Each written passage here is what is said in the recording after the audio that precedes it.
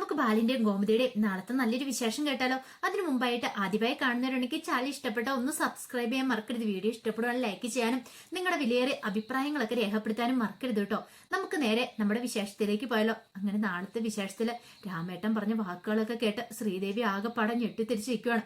ശ്രീദേവിക്ക് എന്ത് ചെയ്യണമെന്ന് അറിയത്തില്ല. താൻ എന്തൊക്കെ ചതി ചെയ്തിട്ടാണ് ദേവമംഗലത്തേക്ക് കയറി വന്നിരിക്കുന്നത്. അങ്ങനെയാണെങ്കിൽ ബാലച്ചൻ തന്നോട് പൊറുക്കുവോ? രാമേട്ടൻ പറഞ്ഞത് വെച്ചിട്ടാണെങ്കിൽ തന്നെ അടിച്ചു പുറത്താക്കുന്നുള്ള കാര്യം ഉറപ്പാ. ഒരു നിസ്സാര കള്ളത്തരം പോലും അച്ഛൻ ഒരിക്കലും പൊറുക്കാൻ പോകുന്നില്ല. അങ്ങനെയാണെങ്കിൽ താൻ എപ്പോഴാ വീട് വിട്ട് ഇറങ്ങിയെന്ന് ചോദിച്ചാൽ മതി. അതൊക്കെ ഓർത്തപ്പോ ശ്രീദേവിയുടെ നെഞ്ചി പടവട ഇടിക്കാൻ തുടങ്ങി. പെട്ടെന്ന് രാമേട്ടൻ ചോദിച്ചു, എന്താ മോളെ, മോളുടെ മുഖം എന്താ പെട്ടെന്ന് വല്ലാതായത്? ബാലിനെ കുറിച്ച് പറഞ്ഞ് അതൊക്കെ കേട്ടാണ് നിക്ക്. ഒന്നുമില്ല, ഞാനിങ്ങനെ ഓരോന്ന് ആലോചിച്ചിട്ടാ. സാരമില്ല മോളെ, ബാലിന്റെ മനസ്സിൽ എന്താ ഉള്ളതെന്നുള്ളത് നാളെ ഞാനൊന്ന് ചോദിക്കാം. നാളെ ഞാൻ എന്താണെങ്കിലും ബാലിനെ ഒന്ന് കാണുന്നുണ്ട്. ഇങ്ങനെ വിട്ടിട്ട് കാര്യമില്ലല്ലോ, എന്തോ കാര്യമായിട്ട് സംഭവിച്ചിട്ടുണ്ടെന്ന് പറയാം. ഒരു കാര്യം ചെയ്യാം, എന്തേ ഇനി കട അടച്ചേക്കാന്ന് പറയാണ്. അങ്ങനെ എന്ത് ചെയ്യണം, ശ്രീദേവിയും രാമേട്ടനും കൂടെ പോരുന്ന വഴി ഓട്ടോറിക്ഷ ഇരുന്ന് കഴിഞ്ഞപ്പല്ല ശ്രീദേവിയുടെ മനസ്സിൽ ബാലിനെ കുറിച്ചുള്ള ചിന്തകളാണ്. തനിക്കിനി എത്ര കാലം ആ വീട്ടിലുണ്ടാവുമെന്ന് പോലും പറയാൻ പറ്റില്ല. തന്റെ കള്ളത്തരങ്ങളൊക്കെ മനസ്സിലായിട്ടുണ്ടെങ്കിൽ അതോടുകൂടി തീർന്നു എന്നൊരു ചിന്തയായിരുന്നു. ഈ സമയത്ത് കൃഷ്ണമംഗലത്താണെങ്കിൽ അലോക ആ പട ഭ്രാന്ത് പിടിച്ച് നിൽക്കുകയാണ്. അലോക എന്നിട്ട് അച്യുതനോട് പറഞ്ഞു, അച്ഛാ എത്രയും പെട്ടെന്ന് തന്നെ കാര്യം ഒരു തീരുമാനം ഉണ്ടാക്കണം എന്ന് പറയണേ. എടാ, എന്ത് തീരുമാനം ഉണ്ടാക്കാനാ? നീ ഈ പറയുന്ന പോലെ അത്ര പെട്ടെന്ന് അങ്ങ് നടക്കുമെന്ന് നിനക്ക് തോന്നുന്നുണ്ടോ? ഗോമതിയുടെ കൈവശമാണ് ഇപ്പൊ ഈ വീട് സ്ഥലമൊക്കെ ഇരിക്കുന്നത്. നമ്മുടെ കയ്യിലേക്ക് കിട്ടണമെങ്കിൽ അവർ എഴുതി തരണം എന്ന് പറയണം. അച്ഛാ ചെന്ന് പറയണം, എഴുതി തരാൻ പറയണം. എഴുതി തന്നില്ലെങ്കിൽ പിന്നെ എങ്ങനെയാണെങ്കിലും ഇതിപ്പോ കയ്യാങ്കളി കാണിച്ചിട്ടാണ് ശരി, എഴുതി മേടിച്ചാൽ മതിയാവുള്ളൂ എന്ന് പറയാം. അല്ലെങ്കിലും മണ്ണും ചാരി നിന്നവൻ പെണ്ണും കൊണ്ട് പോയെന്ന് പറഞ്ഞോണക്ക് ഇത്രയും കാലം നമ്മൾ അനുഭവിച്ചുകൊണ്ടിരുന്നല്ലേ ഇത്. പെട്ടെന്ന് ഒരു ദിവസം അവര് വന്ന് കൊണ്ടുപോയിട്ടുണ്ടെങ്കിൽ നമുക്ക് സഹിക്കാൻ പറ്റുന്ന കാര്യമാണെന്ന് ചോദിക്കുക.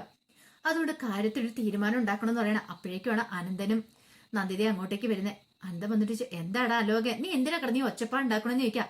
അതെ, ഒരു കാര്യം ഞാൻ പറഞ്ഞേക്കാം വല്ലിച്ച, എത്രയും പെട്ടെന്ന് തന്നെ അവരുടെ കയ്യിൽ നിന്ന് ദേവമംഗലംകാരുടെ കയ്യിൽ നിന്ന് നമ്മുടെ വീട് സ്ഥലം നമുക്ക് തന്നെ എഴുതി മേടിക്കണമെന്ന് പറയാം. എടാ, അതിനിപ്പോ ധൃതി വെച്ചിട്ട് കാര്യമില്ല. നമ്മൾ വിവേകപൂർവ്വം തീരുമാനിക്കണം കാര്യങ്ങളൊക്കെ, ബുദ്ധിപൂർവ്വം ചിന്തിച്ചിട്ടേ കാര്യമുള്ളൂ. അല്ലാതെ എടുത്ത് ചാടി ഒരു തീരുമാനം എടുത്തിട്ട് കാര്യമില്ല എന്ന് പറയണം. അതെ വെല്ലിച്ചൻ പറയും, പക്ഷെ എനിക്ക് അങ്ങനെയല്ല. ഇത് നമ്മുടെ സ്വത്തല്ലേ, അപ്പൊ പിന്നെ നമുക്ക് അവകാശപ്പെട്ടല്ലേ, അത് ഈ ഗോമതിയുടെ പേരിൽ എഴുതി വെക്കേണ്ട വല്ല കാര്യം ഉണ്ടോ എന്ന് ചോദിക്കുകയാണ്. അത് കേട്ടപ്പോ അനന്തം പറഞ്ഞു, എടാ കാര്യം പറയുമ്പോ എളുപ്പാ. ഗോമതിയോട് പെട്ടെന്ന് പോയി പറഞ്ഞിട്ട് ഇതിങ്ങോട്ട് എഴുതിത്തരാൻ പറഞ്ഞിട്ടുണ്ടെങ്കിൽ അവർ എഴുതിത്തരും നിനക്ക് തോന്നുന്നുണ്ടോ? എഴുതിത്തന്നാ എന്താ കുഴപ്പം? ഇല്ലെങ്കിൽ പിന്നെ ഇവിടെ എന്താ കയ്യാങ്കളി തന്നെ. എടാ, അങ്ങനെ കയ്യാങ്കളി കളിച്ചിട്ടൊന്നും ഒരു കാര്യമില്ല. നിയമപരമായിട്ട് നോക്കിയിട്ടുണ്ടെങ്കിൽ ഗോമതിയുടെ വീട്ടിലെ ഇപ്പം നമ്മൾ കയറി കിടക്കുന്നത്. അവരെങ്ങാനും കൊണ്ട് ഒരു പരാതി കൊടുത്താൽ അതോട് തീർന്നു. കാര്യങ്ങളൊക്കെ സോൾവ് ചെയ്യണം, നമ്മൾ ബുദ്ധിപരമായിട്ട് ചിന്തിക്കണം എന്ന് പറയണം. ഇങ്ങനെ എടുത്ത് ചാടി കളിച്ചിട്ട് കാര്യമില്ല. ചോരക്കളി ഒന്നിനൊരു പരിഹാരമല്ലെന്ന് പറയണം. ഇത് കേട്ടതിന് നന്ദിത പറഞ്ഞു, അത് ശരിയല്ലോ അതെ, നമ്മളൊന്ന് ഇരുത്തി ചിന്തിച്ചു നോക്കിയാൽ കാര്യങ്ങളൊക്കെ പെട്ടെന്ന് നമുക്ക് മനസ്സിലാവും. അങ്ങനെ നമ്മൾ ഓടിച്ചെന്നിട്ട് കയ്യാങ്കളി കാണിക്കാൻ ചെന്നിട്ടുണ്ടെങ്കിൽ അത് നടപ്പാവുന്ന കാര്യമല്ല. ഇവിടെ നമ്മൾ പ്രശ്നം സോൾവ് ചെയ്യേണ്ട സ്നേഹത്തോട് കൂടിയിട്ടാണിക്കണം എന്ന് പറയണം. അവരെ സ്നേഹിച്ച് നമ്മൾ വീഴിക്കണം.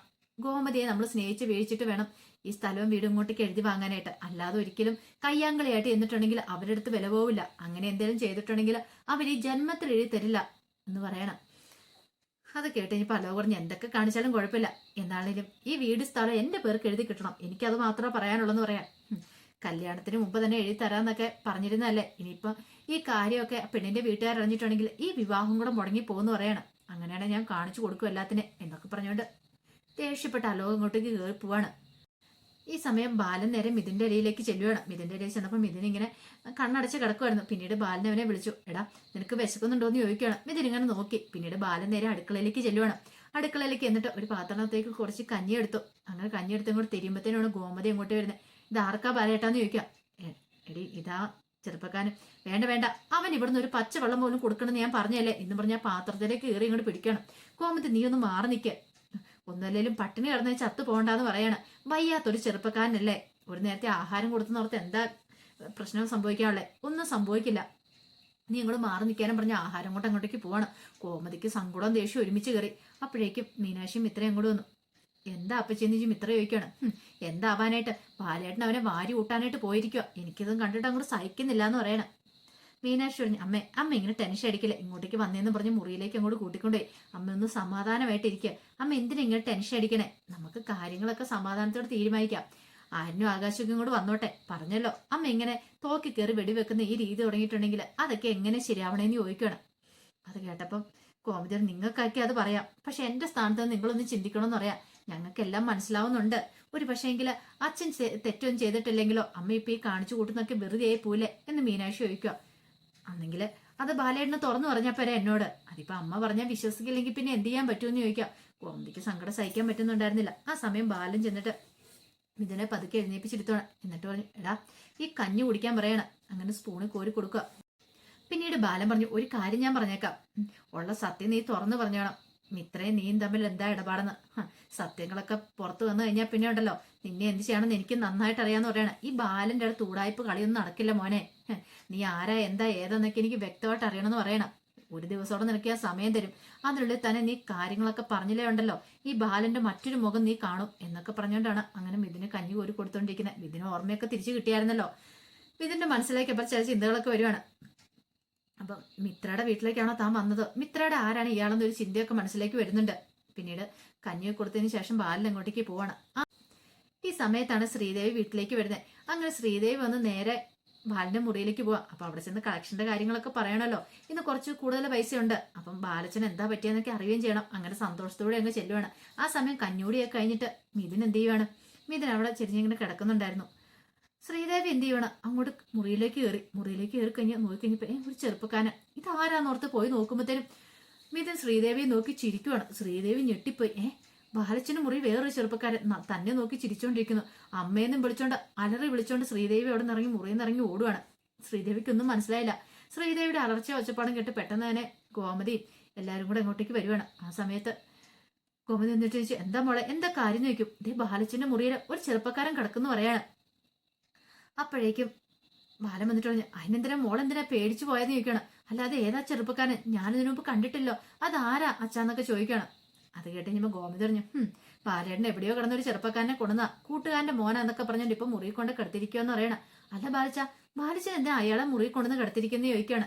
ഇത് കേട്ടൻ ബാലൻ പറഞ്ഞു, അതെന്റെ ഒരു കൂട്ടുകാരന്റെ മോനാ, അവന് തീരെ വയ്യാന്ന് പറയണം. കൂട്ടുകാരൻ ഇവിടെ ഇല്ലാത്തതുകൊണ്ട് ഹോസ്പിറ്റലിൽ ഡിസ്ചാർജ് ചെയ്ത് അവനെ ഇങ്ങോട്ട് കൊണ്ടുവന്ന് പറയണം. എന്നാലും ബാലച്ച അവൻ ഇങ്ങോട്ടേക്ക് കൊണ്ടുവരേണ്ട കാര്യം ഉണ്ടായിരുന്നെന്ന് ചോദിക്കുക. ഗോമതി പറഞ്ഞു, അങ്ങനെ ചോദിക്കുമോളെ, ഞാനൊക്കെ ചോദിച്ചിട്ട് ബാലൻ ഇതുവരെയായിട്ട് ഉത്തരം തന്നിട്ടില്ല എന്ന് പറയണം. ഗോമതിക്ക് ഇത് പറഞ്ഞു കഴിഞ്ഞപ്പോഴത്തേനും ശ്രീദേവിയുടെ മനസ്സിൽ പല പല ഒരു ചിന്തകളും ടെൻഷനുകളൊക്കെ വരുവാണ്. ഒരു പക്ഷെ ബാലച്ചന് ഇതാണോ കുറച്ചു ദിവസമായിട്ട് കടയിലേക്കൊന്നും വരാത്തെ, എന്തോ ഒരു ചുറ്റിക്കളി ബാലച്ചന്റെ ഉള്ളിലുണ്ടോ എന്നൊരു ചിന്ത വരുവാണ്. പെട്ടെന്ന് ശ്രീദേവി ചോദിച്ചു, അല്ല ബാലച്ച അന്നെങ്കിൽ പിന്നെ ഈ ചെറുപ്പക്കാരന്റെ വീട്ടിലേക്ക് വിട്ടാൽ പോരായിരുന്നു ചോദിക്കും. അതല്ലേ മോളെ ഞാൻ പറഞ്ഞേ, ഇയാളുടെ വീട്ടുകാരൊന്നും ഇവിടെ ഇല്ലാന്ന് പറയണം. ഇത് കേട്ടപ്പം ശ്രീദേവി ചോദിച്ചു, അല്ല ബന്ധുക്കാരൊക്കെ കാണത്തില്ലേന്ന് ചോദിക്കാം. അങ്ങനെ ചോദിക്ക, ഇത് ഞാൻ ബാലേട്ടനോട് ചോദിച്ചാ. അപ്പം ബാലേട്ടൻ അതിന് വ്യക്തമായൊരു മറുപടിയും പറഞ്ഞില്ലെന്നും ഗോമതി പറയാണ്. ശ്രീദേവി ഗോമതിയോട് പറഞ്ഞു, അമ്മ ടെൻഷൻ അടിക്കാതിരിക്കുക, എന്നാലും ബാലച്ചന് ചെയ്തിരിക്കുന്ന ചിലപ്പോൾ ഒരു നല്ല കാര്യമായിരിക്കും, അല്ലെങ്കിൽ കുടുംബത്തിന് ദോഷം വരുന്നൊരു കാര്യം ബാലച്ചൻ ഇന്നും വരെ ചെയ്തിട്ടുണ്ടോ എന്ന് ചോദിക്കാം.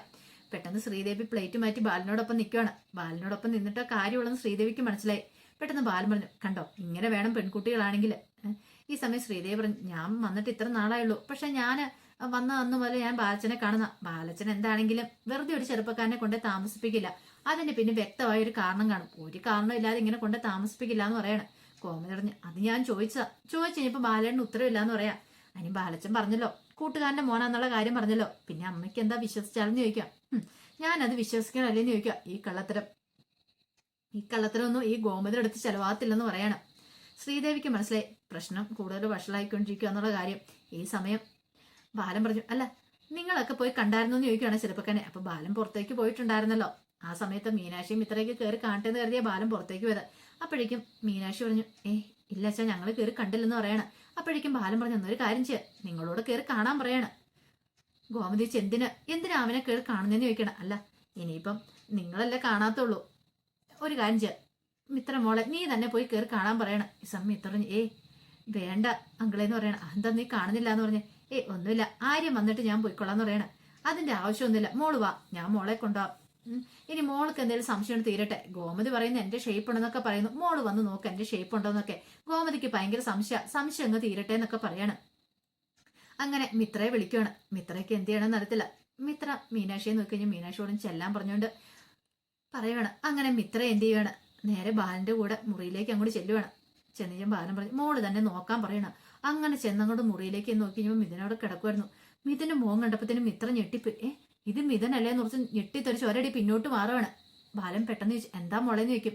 മോൾക്ക് ഇയാളെ അറിയാവുന്ന ചോദിക്കും. അത് പിന്നെ ഞാൻ വിക്കുവാണ് കിടന്ന് മിത്ര. അല്ല ഇത് എനിക്കറിയില്ല അങ്കിളെന്ന് പറയണം.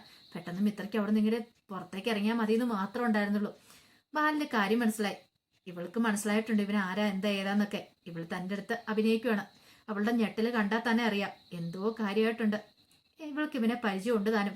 വെറുതെ അല്ല ഇവന്റെ ഫോണിനകത്തുനിന്ന് ഇവന്റെ പേഴ്സിനകത്തുനിന്ന് ഇവളുടെ ഫോട്ടോസും കാര്യങ്ങളൊക്കെ കിട്ടിയത്. ഒരു പക്ഷേങ്കിൽ ഇവർ രണ്ടും തമ്മിൽ ഇഷ്ടത്തിലായിരുന്നോ അതോ വേറെ എന്തെങ്കിലും തരത്തിലുള്ള ബന്ധമാണോ ഒന്നും കൂടെ മനസ്സിലാക്കിയില്ല. അധികം വൈകാതെ തന്നെ മനസ്സിലാവും. എന്താണെങ്കിലും ഇനി ഇവൻ ഇവിടെ തന്നെയല്ലേ കഴിയാൻ പോകുന്നത്. സത്യങ്ങളൊക്കെ അറിഞ്ഞതിന് ശേഷം മാത്രമേ ഇവനെ താൻ ഈ വീട്ടിൽ നിന്ന് തന്നെ പറഞ്ഞു വിടുന്നുള്ളൂ എന്നൊക്കെ ബാലൻ ചിന്തിക്കുകയാണ്. ആ സമയം മിത്ര ജീവനും കൊണ്ട് പുറത്തിറങ്ങി വന്നു. മീനാക്ഷി വെച്ചു, എന്തായി അവനെ കണ്ടിട്ട്? അവൻ എന്തേലും പറഞ്ഞോ സംസാരിച്ചോ എന്നൊക്കെ ചോദിക്കുക. മിത്രയൊന്നും മിണ്ടാതെ നേരെ മുറിയിലേക്ക് പോവാണ്. ഇതെന്ത് പറ്റി എന്നൊരു ചിന്തയായിരുന്നു മീനാക്ഷിയുടെ ഉള്ളിൽ നിറച്ചു. കോമതി ചോദിച്ചു, അല്ല മിത്രങ്ങളൊന്നും പറഞ്ഞില്ല എന്ന് ചോദിക്കണം. എന്താന്ന് അറിയത്തില്ല അമ്മയെന്ന് പറയണം. മിത്രയ്ക്ക് കയ്യും കാലും വരച്ചിട്ട് നിൽക്കത്തില്ല. മിത്ര മുറിയിലേക്ക് എന്നിട്ട് നേരെ ആര്യനെ വിളിക്കുകയാണ്. ആര്യനെ 1-2 വട്ടം വിളിച്ചിട്ടോ ആര്യനെ കോൾ എടുക്കുന്നില്ല. ആര്യൻ എന്താണോ കോൾ എടുക്കാത്ത? ആര്യൻ ഡ്രൈവ് ചെയ്തോണ്ടിരിക്കുകയായിരുന്നു. പോരാത്തിന് ഫോൺ സൈലന്റോ. അതുകൊണ്ട് ആര്യനെ അറിഞ്ഞിട്ടും ഉണ്ടായിരുന്നില്ല. മിത്രയ്ക്ക് ടെൻഷൻ. ഇതിപ്പോ ആരോടാ പറയണേ? മീനാക്ഷി ചേച്ചിയോട് പറഞ്ഞാലോ അതോ ഇനി അമ്മയോട് പറഞ്ഞാലോ? പക്ഷെ എന്തായിരിക്കും? ഒരു പക്ഷെ ഇതൊക്കെ അറിഞ്ഞിട്ടാണോ ഇതൊക്കെ അറിഞ്ഞിട്ടാണോ അങ്കിള് തന്നോട് ഓരോ ചോദ്യങ്ങളൊക്കെ ചോദിച്ചോണ്ടിരുന്നത് എന്നൊരു ചിന്തയൊക്കെ മിത്രയുടെ മനസ്സിലേക്ക് വരുവാണ്. മിത്ര ആകെപ്പാടെ പേടിച്ചരണ്ടുപോയി. പ്രേതത്തെ കണ്ടൊരു അവസ്ഥയായിപ്പോയി. മിത്രയ്ക്ക് മുറിയിൽ നിന്ന് പുറത്തിറങ്ങാൻ പോലും പേടിയായിപ്പോയി. ഇവനെ ഇവിടെ താമസിക്കുവാണെങ്കിൽ അത് അപകടമാണ്. ഇവന് കോമയിലാന്നൊക്കെ പറഞ്ഞ് കള്ളത്തരമാണെന്നും പറയാൻ പറ്റില്ല. ഇവന് ബോധം ഉണ്ടോന്നും അറിയത്തില്ല. അങ്ങനെയാണെങ്കിൽ താൻ സൂക്ഷിക്കേണ്ടിയിരിക്കുന്നു.